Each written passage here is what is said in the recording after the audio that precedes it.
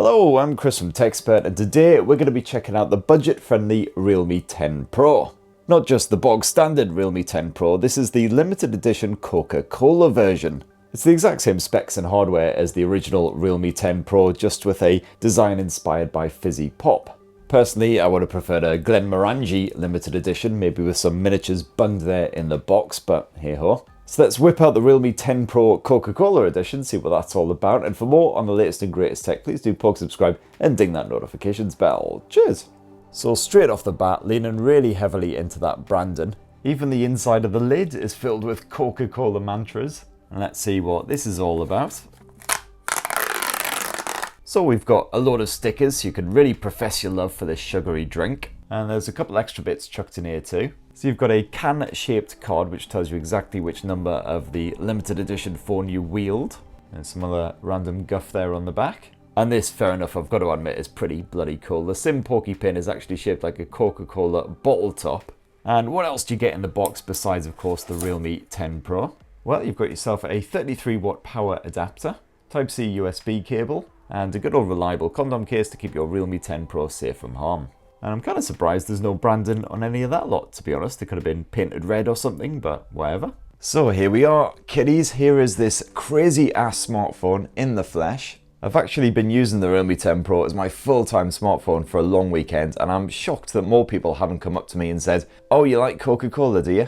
Now, first off, I'm quite surprised by how light the Realme 10 Pro is, mostly because I've come from it from the OnePlus 11. This thing only weighs 190 grams, despite being a massive 6.72-inch unit. So noticeably lighter than that OnePlus, a bit more comfortable to fondle one-handed, even though you've got those flat edges, no real curves in sight. And obviously, reaching the phone's extremities, bit of a stretch. It's a good thing you got a proper one-handed mode on board.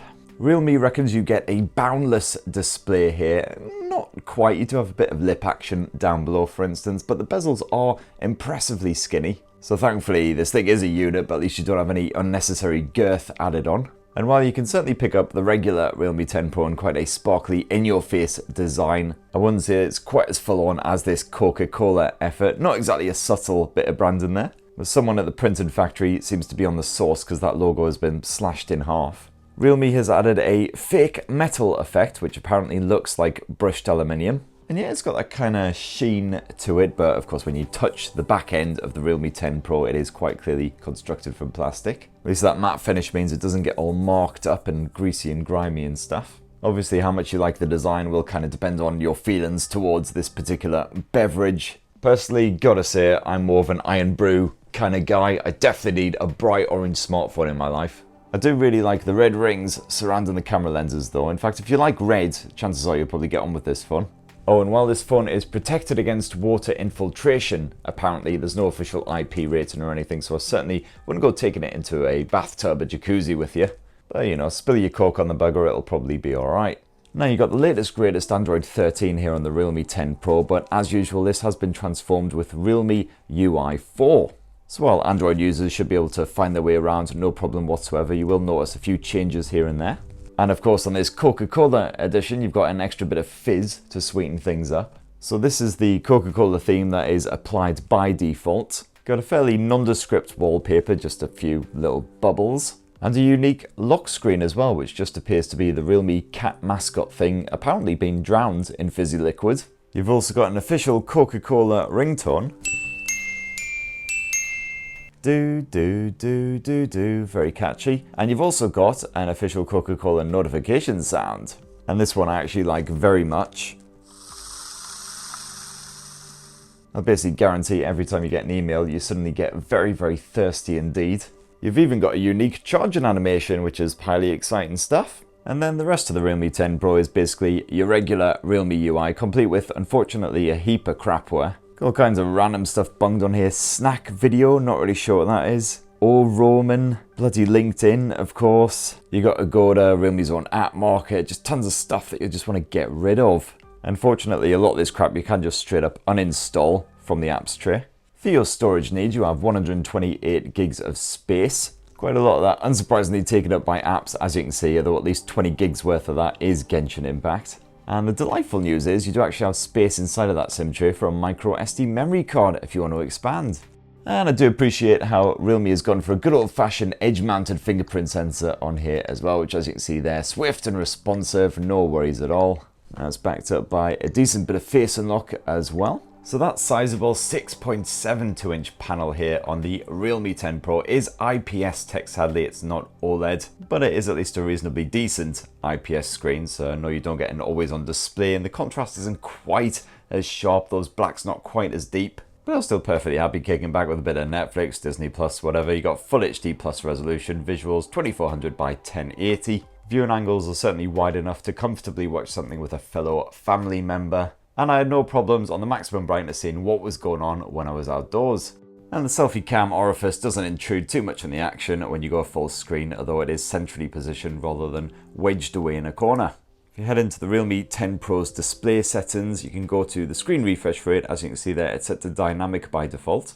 Apparently this scales all the way from 30Hz up to 120Hz. You can bump it on 120 full time, and I certainly found the UI was perfectly smooth the time I've been using this. However, I have noticed in my time with the Realme 10 Pro that the screen responsiveness can be a wee bit mental, so sometimes you'll try and just do a gentle wee scroll, and instead the website or your social media feed will just absolutely shoot off, and I can't of course recreate it now on video. The bloody thing is behaving absolutely perfectly now, but believe me, it's been doing it a lot these past few days. And the Realme 10 Pro also boasts Ultra Boom stereo speakers, bit of a callback to HTC's Boom Sound phones of yesteryear. Not really sure what qualifies them as Ultra Boom exactly.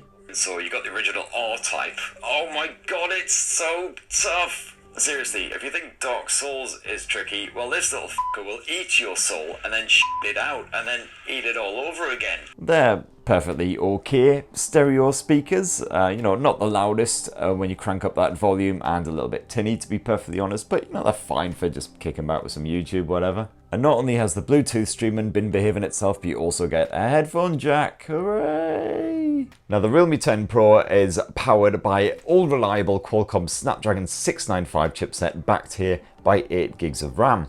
Not only does this offer you full 5G support, but the everyday run-in is perfectly smooth. And I even found that gaming was respectable enough as well. The likes of Genshin Impact, you do have to have those graphics set to the lowest possible setting. But the good news is that the frame rate remains fairly stable then, even when the action gets a little bit heated. I actually found the experience quite enjoyable overall when I wasn't getting my arse handed to me by some absolute wang with a giant hammer. And Realme's gaming mode is back in action here. It's basically the same as what you'll find on the likes of Color OS and Oxygen OS these days. Lots of great tools and features packed away in there, including a performance mode which I maxed out to give Genshin Impact every possible chance of running well. You've got to kind of focus do not disturb mode as well to block out the rest of the bloody world. But what's really impressed me here on the Realme 10 Pro these last few days is the battery life. This thing lasts a hell of a lot longer than an actual can of Coke, that's for damn sure. You've got a 5000 mAh capacity cell crammed in there. Between that, the energy efficient 695 chipset as well. This thing will keep on going all day long, no worries whatsoever, even if you're up at the crack of dawn and not staggering to bed till well after midnight. I found that even if I was doing a video chat for an hour in a day, you know, streaming about an hour or two's worth of Crunchyroll and YouTube, lots of Deezer and podcast action in the background, I found that I generally have at least 30% battery life remaining most days when I finally collapsed unconscious, hopefully in my actual bed. Nothing too remarkable on the battery charging side of things, 33 watt wired charging, and of course there's no wireless charging, it's too budget and plastic for that. So let's finish off this Realme 10 Pro unboxing with a squint at the camera tech, and as you can see, just a dual lens setup here, quite shocking and remarkable these days. And the primary sensor is actually a 108 megapixel Samsung HM6. And there is one final bit of Coca Cola branding which I've neglected to mention, that is when you hit the shutter button. Any idea what that sound is? Well, apparently it's the sound of a bottle cap being popped. Personally, I just thought there was something wrong with the phone until I read that up. Anyway, this phone uses 9-in-1 pixel binning on full auto, so the Realme 10 Pro spaffs out 12 megapixel photos, and they're sharp enough in strong lighting, although some of my more ambient pics were rather soft, if still bright and poppy. Definitely make sure your subject is static in dimmer light too, otherwise they will come out quite fuzzy. Still, low light results aren't bad for a budget phone with the focus coping well, and strong contrast generally doesn't screw things over either. You won't find yourself a telephoto lens on the Realme 10 Pro as you would expect at a budget price, but if conditions are good enough, you can use the 108 megapixel mode instead to capture finer detail, which is ideal for cropping into a shot without the end result being a fuzzy bag of arse. And likewise, there's no ultra wide angle shooter on this phone either, which is kind of annoying when you're trying to snap something massive.